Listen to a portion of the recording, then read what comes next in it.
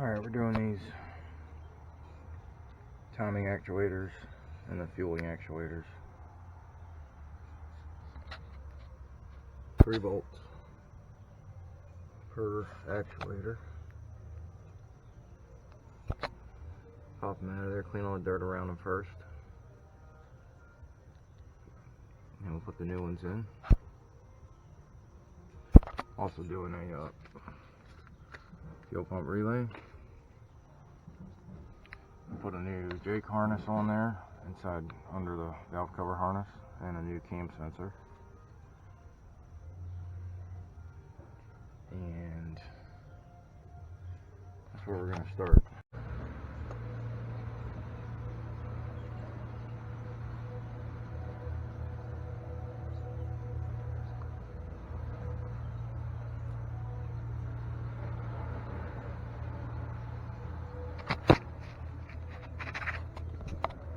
That's what the timing actuator looks like.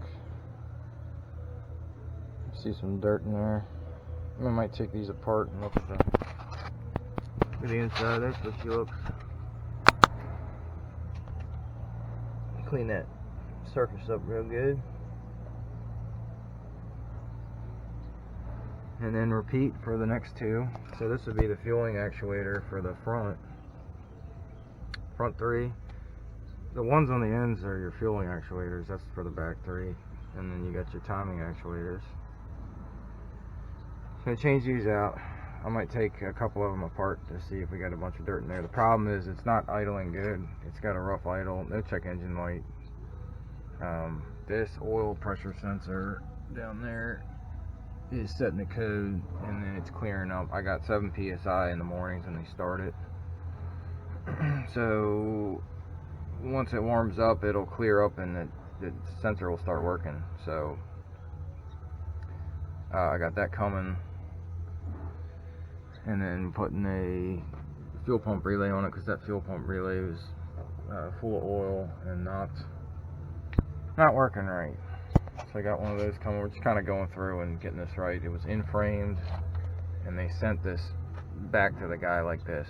Just terrible idle, and you know, pressure sensor's bad. So we're just kind of go through it and get it running right. Alright.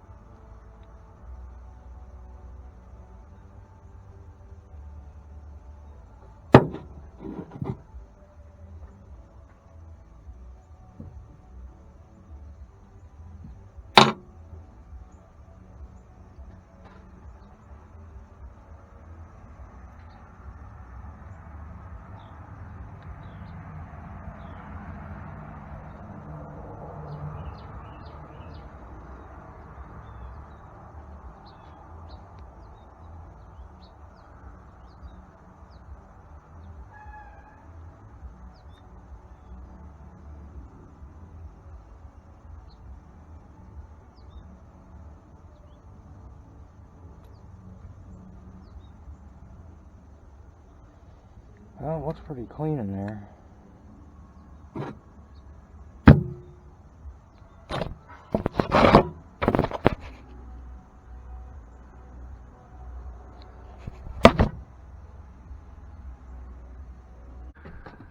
Alright, so we got these timing and fueling actuators on here. Metering actuators and oil pressure sensor, or they call it a temperature sensor, but it's for the computer. This thing's running so much better now. Got a good idle to it.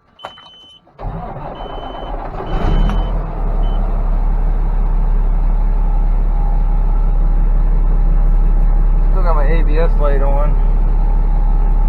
It's just idling smooth now.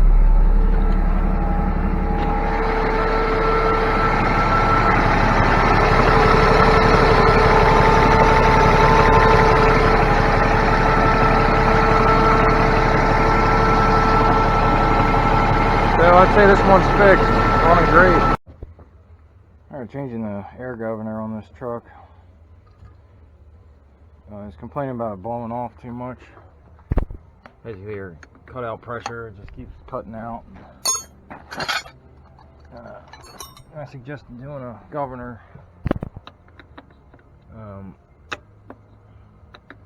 It's awful cheap to do, and it's normally the culprit. But I changed the air filter on his dryer assembly, and it's covered in oil. Tons of oil in it. So I'm thinking it's probably a compressor's probably on its way out, but I figured we'd do this and it'll get them along for a little while. So you got these two lines, two bolts.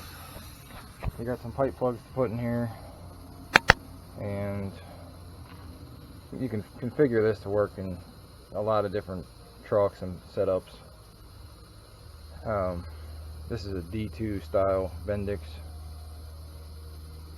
Pretty common governor. Alright, there's the new one, plugs in it.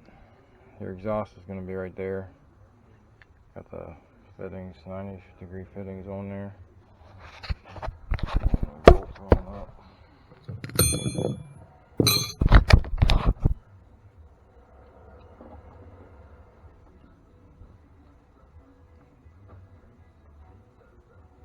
Some of these can be a real pain because it's an aluminum housing. You got steel bolts going through aluminum. Over time, especially on like a plow truck or something, these things will get so full of corrosion that you will not be able to get those bolts out. I've had to air hammer these things in half before to get them out. So luckily this one was pretty easy going. But put your bolts in, hook up your hoses, start the truck, let it build the cutout pressure, make sure it's within spec, 120, 130 pounds, and make sure it blows off down at the dryer, and you're good to go.